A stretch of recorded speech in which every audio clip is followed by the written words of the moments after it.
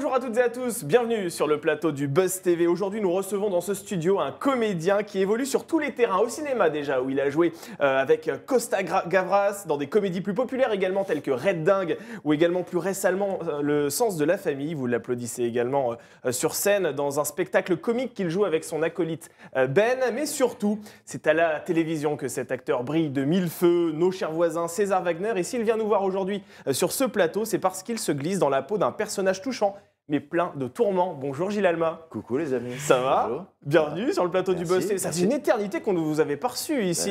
Ouais, mais vous m'avez pas invité. Oh, vous plaisantez, vous déclinez tout. Comme ça. Ouais, vous êtes rare aussi, c'est ça votre problème. Oui, L'Abîme, je le rappelle, c'est le nom de la série que France 2 poursuit ce mercredi 22 février. En première partie de soirée, la chaîne diffuse les 2 derniers épisodes de cette fiction dans laquelle vous jouez un père de famille qui part à la recherche de sa femme dont il a perdu la trace. Alors lors des 2 premières semaines de diffusion, c'est vrai que cette fiction a cartonné, avec en moyenne 4 millions de téléspectateurs. Comment vous avez réagi lorsque vous avez découvert ces chiffres? Alors, je peux dire la vérité? Dites la vérité. J'étais très déçu. Non, c'est pas vrai. Si, vous attendiez à faire 10 millions comme ça? Non, pas 10 millions, mais j'espérais 5 millions, 5, 6 millions. Ah ouais, direct. Ouais, non. Oh, alors je vous explique, c'est c'est qu'en face, il y avait PSG-OM. Oui, Voilà. c'est vrai. Et donc là, bon, on s'est Ouais. pris 4 millions, je crois qu'ils ont fait. Ouais. On était au-dessus quand même, donc ce qui est pas mal. Mais non, je m'attendais à beaucoup plus. Et alors, pour vous aller au bout de mon truc, Ouais. on a fait 910 000 replays. Ah, Donc ça, à c'est J plus intéressant. 7, donc on est monté à 5 millions 2. Donc Ouais. j'étais sur mes chiffres. Donc voilà, je suis content. Et on a battu 10% en Ouais. replay. Depuis 2020, on a le record maintenant chez France Télé. France Télé, voilà, la plateforme pour voir les films.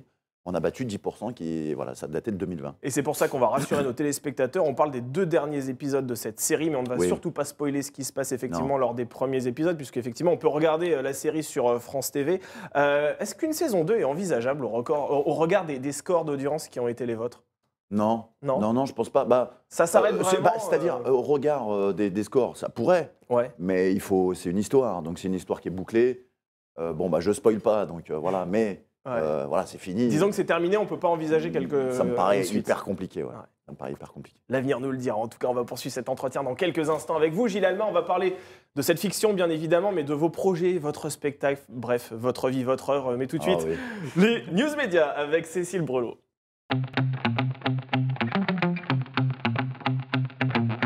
Hello Cécile. Hello Damien, bonjour Gilles. Bonjour. Allez Cécile, c'est parti pour les news médias avec le retour d'une fiction très appréciée des Français.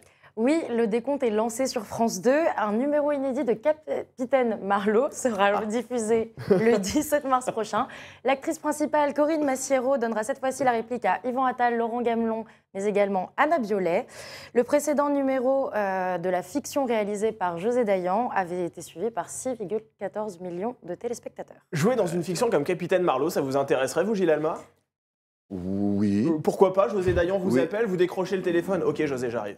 Ouais, non, c'est la classe. Enfin voilà, c'est un truc qui cartonne. C'est vrai. C'est à la fois populaire et puis voilà.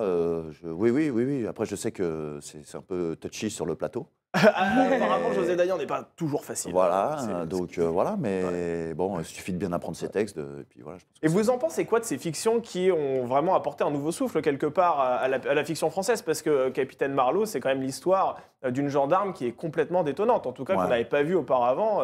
Vous en pensez quoi? C'est une bonne idée? mais c'est bien. Elle arrive avec son accent ch'ti. Enfin voilà, je crois que il faut des personnages qui sortent de l'ordinaire. Voilà, j'essaie de faire ça aussi un peu avec César. Oui. Bon, voilà, j'arrive pas à faire 6,5 millions, mais bon, Ouais. on va peut-être y arriver un de ces quatre. Mais bon, voilà. Vous êtes pas non, loin, ça, quand même. Vous faites des bons scores. Oui, avec, on fait des très César bons Wagner. scores. Ouais. Mais voilà, ouais. C'est ça super, la recette c'est du super. succès quelque part, c'est l'authenticité aussi, faire en sorte que le public puisse s'identifier à ses héros. L'authenticité, puis d'essayer de changer un petit peu. On en parlait un petit peu hors plateau. Il faut essayer de faire des histoires qui sortent un peu de l'ordinaire, essayer de faire rire, voilà, d'avoir des personnages un peu ubuesques, rigolos. Je pense que c'est ça. Et pas caricaturaux comme on a pu voir par le passé. Quoi, c'est ça. Ouais. Après, est-ce que Capitaine Marlowe n'est pas caricatural, mais à la fois... Peut-être qu'elle le devient, c'est un débat. Je sais pas. Effectivement. Allez, on poursuit ces infos médias, Cécile, avec Plus belle la vie, qui n'a pas dit son dernier mot. Les fans n'avaient pas caché leur déception à l'arrêt du feuilleton méditerranéen en novembre dernier, après 17 ans de bons et loyaux services sur France 3. Pour les nostalgiques, Chérie 25 va rediffuser quotidiennement Plus belle la vie l'après-midi. La chaîne TNT du groupe Énergie a en revanche décidé de reprendre à partir de la saison 9, diffusée en 2012 sur sa chaîne initiale. Cela représentera tout de même 1798 épisodes des aventures du Mistral. Coup d'envoi le 13 mars prochain. Vous pourriez jouer, vous, pendant 1798 épisodes dans une série. C'est envisageable, ça, pour un comédien? On a peur un petit peu de la lassitude, quoi. Quand j'étais dans Nos Chers Voisins, on a fait 5 saisons, c'était hyper intense. Ouais. C'est la même façon, c'est le même procédé de production que Plus belle la vie. Ouais. Si ça s'était pas arrêté, peut-être que je serais encore en train de tourner Nos Chers Voisins, je sais pas. Ouais. Donc je dis pas non. C'est facile de faire le deuil d'une série qui s'arrête comme ça après de nombreuses saisons? Alors ce qui s'est passé, c'est que quand on a arrêté, la Ouais. dernière fois qu'on a tourné, il n'était pas au courant. Ah oui. C'est-à-dire que voilà, on s'est dit bon bah allez, bisous, Allez, à on l'année se revoit, prochaine, quoi. tu vois. Et donc voilà, en plus je crois que c'était un Ouais. prime au ski la dernière fois qu'on a tourné ensemble. Et donc on a appris, 8 mois plus tard, donc 1 mois et demi Ouais. avant de croire qu'on allait retourner, qu'on ne tournait pas. Et à ce moment-là, qu'est-ce qui se passe dans votre tête? J'ai dit, bon bah vite, il faut faire autre chose. Ouais. Non mais bon, j'avais mon spectacle, moi j'ai jamais attendu quoi que ce soit, donc Ouais. je me suis lancé corps et âme dans Vous n'avez One jamais Man. mis vos billes dans le même panier, c'est ça que vous nous dites? Oui, enfin j'ai toujours, dès que je faisais rien, je me dis c'est pas possible, il faut que je fasse Ouais. quelque chose. Donc voilà, j'ai Oui, fait c'est- mon spectacle, j'ai produit, enfin voilà, j'ai toujours bossé. J'allais au marché, je vidais Ouais. des dorades, enfin je faisais des trucs. Ah oui, d'accord. Ouais, non, dès qu'il y avait un peu de thunes à faire. Vous alliez au garage, vous faisiez des vidanges, c'est ça. Allez, on termine ces infos du jour avec le chiffre 20 000 cette fois-ci. Oui, ce chiffre, on le doit à Cyril Lacarrière, qui, dans sa chronique sur France Inter, consacrée à l'affaire Palmade, a révélé que depuis le 10 février, près de 20 000 articles ou chroniques évoquaient l'accident causé par l'humoriste. À titre de comparaison, la moyenne de 2 000 articles quotidiens équivaut à la couverture médiatique de Vladimir Poutine au premier semestre 2022. Incroyable. Pour rappel, Pierre Palmade a été mis en examen vendredi dernier pour homicide et blessure involontaire aggravée par usage de stupéfiants. Il est aujourd'hui au service d'addictologie à l'hôpital Paul Brousse avec un bracelet électronique. 20 000, c'est incroyable. C'est vrai que BFM TV, par exemple, pour ne citer que cette chaîne d'information en continu, est en boucle sur Pierre Palmade depuis maintenant plusieurs jours. On en fait trop autour de Pierre Palmade, selon vous? Ça me Ouais. rappelle, enfin j'ai pas connu ça, mais à l'époque on mettait des mecs au milieu de la place et on les Ouais. tabassait. Ça ressemble un peu à un jusqu'à ce lynchage, quoi. que- Oui, c'est un lynchage, oui, bien Ouais. sûr. Mais bon, ce qu'il a fait, c'est horrible. Ouais. Il y a 600 accidents comme ça par an, je crois. Bien sûr. Un peu plus, je crois. Ouais, ouais, il y en a beaucoup. C'est Il y une en a banalité, beaucoup. malheureusement. Ouais. Voilà, donc là c'est Pierre Palmade. Ouais. Donc on y va, tout le monde s'y colle, quoi. Ouais, on médiatise. C'est horrible ce qu'il a fait, il n'y a pas Ouais. de problème. Mais est-ce Reste que à ça voir, mérite quand même. ça? Je sais pas. Faut voir si derrière, il y a des conséquences légales qui peuvent Oui, voilà, est-ce que découler ça de fait avancer cette les choses? médiatisation. Au moins que ça serve à ça, Ouais. qu'on mette un mec à mort médiatiquement, bon. Ouais. Mais au moins que ça serve à quelque chose. Ça va être compliqué pour vous, oui. Médiatiquement, c'est cuit, quoi, pour Pierre Palmade, pour vous? Bah, Ça va être à moins qu'il revienne dans 10 ans, Ouais. qu'il se drogue plus, qu'il fasse un bouquin et qu'il fasse Ouais. un one sur voilà, comment j'ai tout foutu par terre, je sais pas. Ouais. Et peut-être qu'on le pardonnera à ce Difficile, moment-là, mais ouais. il faudra du temps. Bon, en tout cas, vous êtes ici, nous, non pas pour nous parler de Pierre Palmade, mais pour Non. nous parler de L'Abîme, cher Gilles Alma, cette fiction qui cartonne sur France 2. On en parle tout de suite dans l'interview du Buzz TV.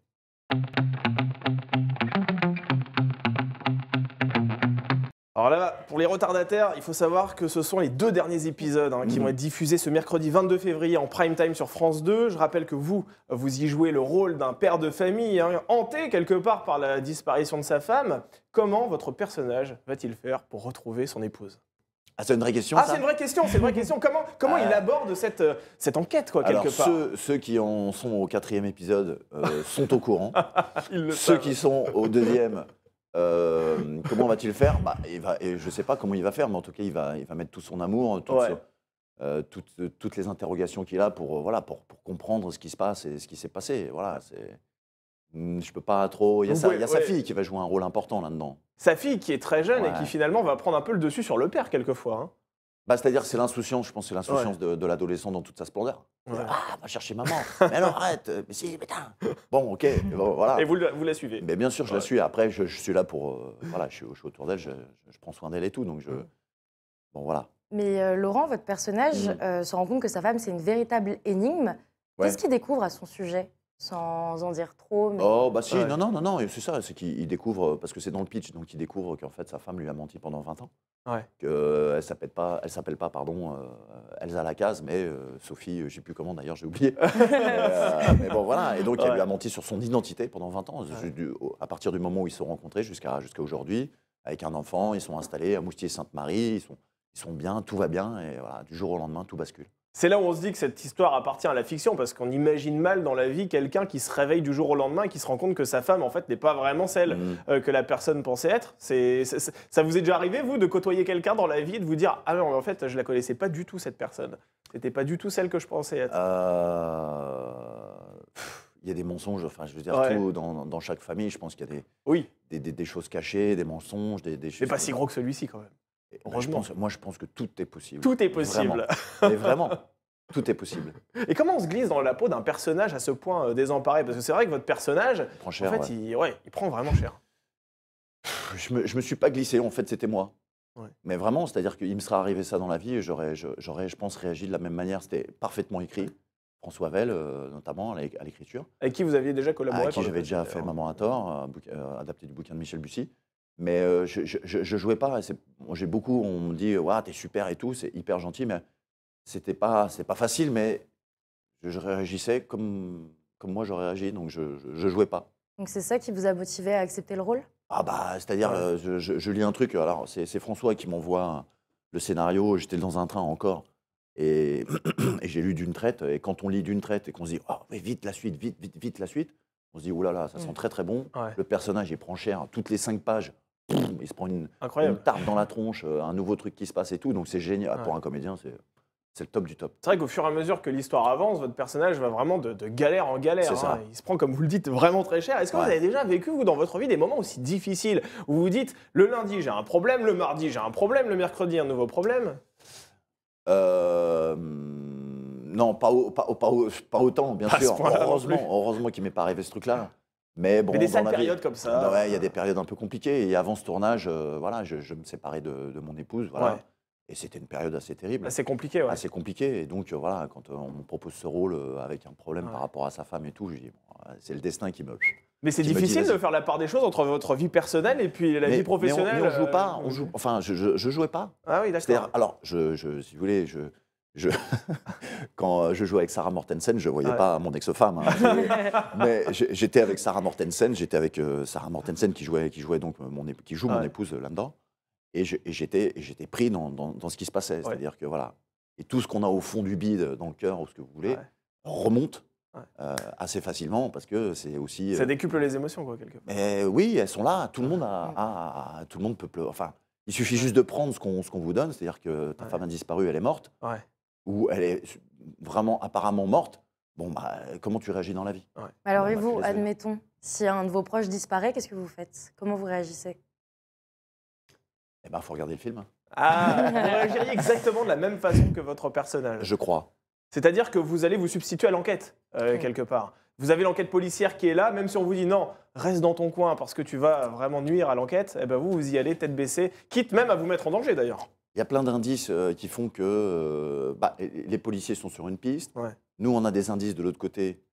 C'est ma petite chérie, ma petite adolescente qui me dit, tiens, j'ai reçu un texto invraisemblable. Si tu cherches ta maman, va à tel endroit. Ouais. Enfin, voilà. Qu'est-ce qu'on fait? On en parle aux flics ou pas? Donc voilà, il y a tout un. Je pense que c'est bien écrit et Ouais. que vraiment, j'aurais fait exactement la même chose. Alors au début de la série, alors il est question effectivement de cette histoire d'enquête, de recherche de son épouse, mais il y a aussi une question de disparition, parce qu'au début du premier épisode, votre personnage se demande tout simplement si son épouse n'a pas décidé de disparaître volontairement. Oui. Et ça c'est un vrai sujet, parce qu'en Ouais. France, il y a chaque année des dizaines de milliers de personnes qui décident de tout plaquer pour refaire leur vie. Est-ce que vous avez déjà pensé à tout plaquer, à vraiment repartir à zéro, Non. faire table rase du passé et puis repartir Non. sous une autre identité ailleurs? Non, j'ai pas assez fait de conneries pour ça. Non. En tout cas, on les connaît pas. Voilà, non, ça va. Non, je tiens la route. Non, j'ai jamais envie de ça, mais c'est vrai que c'est intéressant, c'est soulevé dans le film. Ouais. Le flic me dit, si elle a décidé de partir et de ne plus donner de nouvelles, c'est son droit. Ouais. Et elle est en droit de couper et terminer. Et Et ça, c'est une vérité. Et personne Ça, n'a c'est de compte à vous extraordinaire. rendre aussi, c'est ça qui est Personne n'a intéressant. de compte à rendre, que ce soit votre femme, votre épouse, avec 4 gamins. Vous pouvez vous barrer. Alors ne le faites pas chez vous. Essayez d'être cool quand même. C'est un fantasme Mais quand même, quelque part. Vous Ça veut pouvez dire, vous barrer du jour au lendemain et ne plus donner de nouvelles. parce qu'on a tous des et problèmes c'est votre plus ou moins droit, quoi. gros, mais voilà, vous décidez Non, mais de c'est partir. extraordinaire, C'est quand même. incroyable, c'est dingue. Damien a parlé de fantasme il y a quelques Oh là là. secondes. Ah, Avec Sarah Mortensen qui joue votre épouse, vous faites quelques scènes intimes. Comment est-ce qu'on vit ce genre de prise en tant qu'acteur? c'est pas agréable.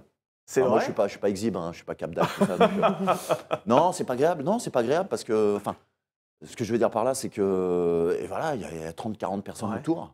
Ah ouais. Bon, c'était des scènes un peu difficiles à jouer parce qu'on mimait, voilà, on Ouais. mimait le truc, quoi. Donc, enfin, je veux dire, Ouais, c'est cool.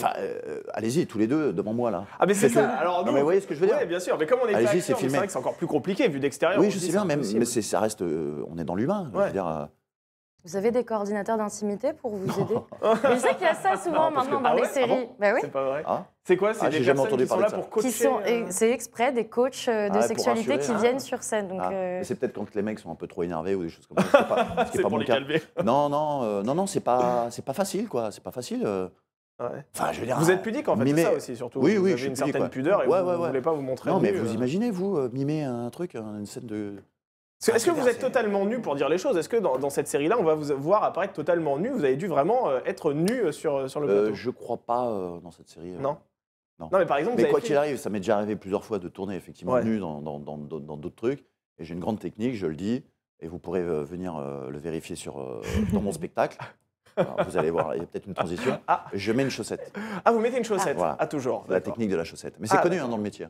Taille S, hein, vous m'aviez dit en coulisses. Une hein, c'est ça, socket. hein. Une socket. Une socket. Voilà. Alors, Je suis content d'être venu. Ouais. oui, on essaye de vous flatter, nous, ici, vous savez. Ce rôle est, c'est vrai, assez loin de celui que vous endossiez à l'époque de Nos chers voisins sur TF1. Entre le comique et le drame, quel est le genre que vous préférez? Parce que c'est vrai que vous êtes l'un des rares acteurs à vraiment officier sur les deux tableaux. Ouais, c'est génial. Je fais le grand écart, mais je veux dire, je fais les deux. Ouais. Bon, moi, je suis arrivé pour déconner. Hein. Vraiment, dans ce métier, c'était vraiment de faire le con. Hein. J'avais ça en moi. Ouais. Nos chers voisins, voilà. Maintenant, on me file des trucs où c'est rien à voir. Voilà, si je peux avoir les deux, bon, c'est pas mal. Hein. Vous voulez vanille et chocolat, quoi. Vous voulez- Ah ouais. Une boule vanille, une boule chocolat, avec un peu de chantilly. Oh, gourmand. Mais c'est souvent difficile quand vous êtes acteur. Une fois qu'on vous a vu beaucoup dans une fiction, vous restez accroché, vous avez une étiquette. Est-ce que ça a été facile pour vous d'en sortir? Parler de nos chers voisins. Ouais. Oui. Très compliqué. Très dur. Très dur parce qu'effectivement, c'est le métier qui est comme ça. Voilà, vous avez un rôle pendant 5 ans où vous faites le con tout le temps, où vous en faites des caisses. TF1, c'est une chaîne magnifique, mais très populaire. Très regardée.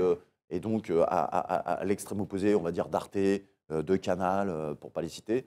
Et donc, quand moi, je faisais des films pour Canal ou je faisais des films avec Costa Gavras, vous l'avez vu au départ, et ben, c'était rayé de la carte, terminé. Et comment on Donc fait voilà. pour s'en détacher de cette étiquette-là? C'est ben, difficile, on doit prendre son téléphone et dire non, mais je sais faire autre chose. Ah non, très c'est concrètement. mort. Non, c'est aux gens de décider. Mais Ouais. non, je ne sais pas comment expliquer. C'est la chance, peut-être le travail, je ne sais pas. Ouais. Moi, j'ai eu la chance de. Voilà, c'est François Vell, déjà à l'époque, qui m'avait choisi. Une casting que je connaissais, une directrice de casting que je connaissais de très très longtemps, Ouais. qui cherchait un rôle qui me correspondait un peu pour Maman à tort à l'époque. C'est le premier rôle dramatique que vous avez fait? Non, j'en avais fait d'autres, mais après Nos chers voisins, effectivement, premier. c'est ce qui m'a permis de rentrer chez France Télé. Ouais. Et chez France Télé, ils m'ont un peu repéré et ils m'ont donné plein de petits trucs après. Et j'ai eu après César Wagner. Et voilà.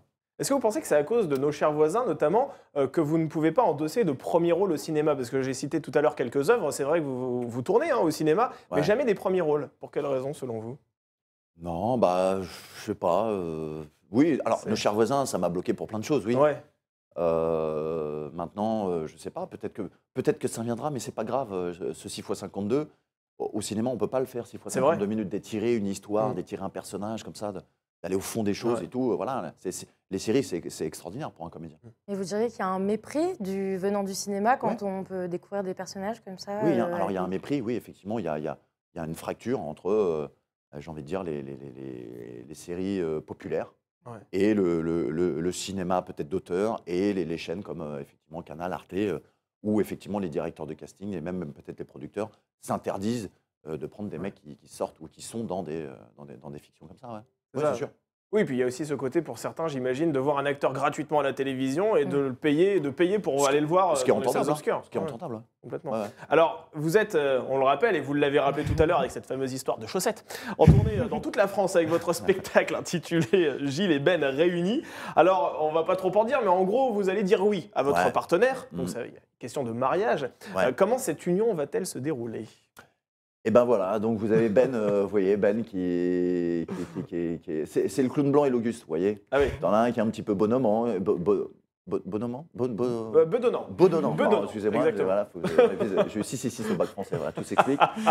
et donc voilà, il a pas de cheveux et tout, il a l'accent du sud-ouest, et puis voilà, moi je me marie, c'est mon témoin, et il essaye de me donner des coups de main, mais il a du mal, donc voilà, alors il y a plein de choses qui se passent, il y a une grève de curé, il y a mon DJ meurt, Il me refile un croque-mort pour maquiller ma femme, sans me le dire. Enfin voilà, que des trucs.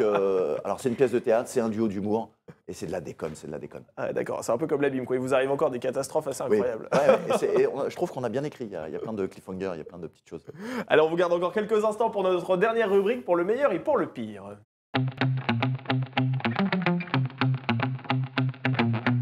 Bah, vous voyez, il n'y a pas que sur scène qu'on se marie, même ici, vous voyez, pour le meilleur et pour le pire, on va essayer de brosser un petit peu toute votre carrière. Alors déjà, première question, le meilleur souvenir de votre carrière, si vous deviez en choisir un? Alors j'ai fait plein de choses extraordinaires, et l'abîme, c'est pour moi avec François Vell une belle histoire, il y a plein de trucs. Mais juste une petite anecdote, j'étais sur le film, alors à la base, ça s'appelait La Malédiction, non, Meurtre à Saint-Tropez, c'était, Oui. je l'ai plus, parce que ça a changé de titre. Ah, ça a changé de titre, ça devait être dans la collection Meurtra, et puis finalement... Non, excusez-moi, c'est au cinéma, justement, alors il y avait Clavier, voilà, je vais au bout du truc, il y avait Clavier, Poulvorde, Oui. Thierry Lhermitte, Vincent Dezagnat, Jérôme Commandeur, On est sur une Virginie comédie. Hoc. Voilà, on est sur un film choral de Rosta, de Pardieu. Voilà. Et moi, j'étais au milieu de tout ça, et je voyais Clavier et Poulvorde, entre les prises, ne pas arrêter de déconner. Et je me suis dit, oh ouais, c'est pour ça que j'ai fait ce métier, pour voir ça, quoi. Et il y avait un jeu extraordinaire entre ces deux mecs, voilà, que j'appréciais énormément, les deux. Et voilà, j'étais au spectacle, voilà, j'étais payé en plus, donc c'était génial. Et donc je voyais ces deux mecs déconner, et j'ai un souvenir extraordinaire de ce film.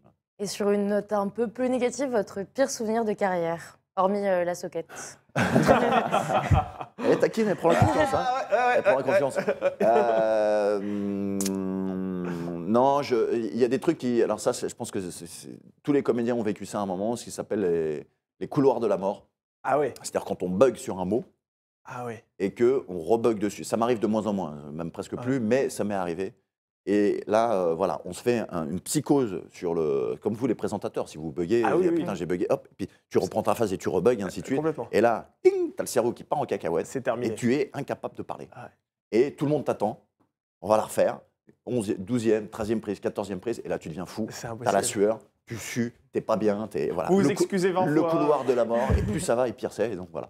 Alors au-delà de votre métier d'acteur, vous avez participé à de nombreuses émissions, Fort Boyard, Boyardland, Star à nu, Le meilleur pâtissier, la plus récemment sur Gulli, que vous avez remporté d'ailleurs. Quelle est celle que vous avez préféré faire? Fort Boyard, c'était un rêve de gamin, parce que moi je regardais ça quand j'étais petit à la télé, donc voilà, puis j'ai fait pour mes filles, je l'ai fait plusieurs fois. Donc ça, c'était vraiment top. Non, mais j'aime bien participer aux émissions.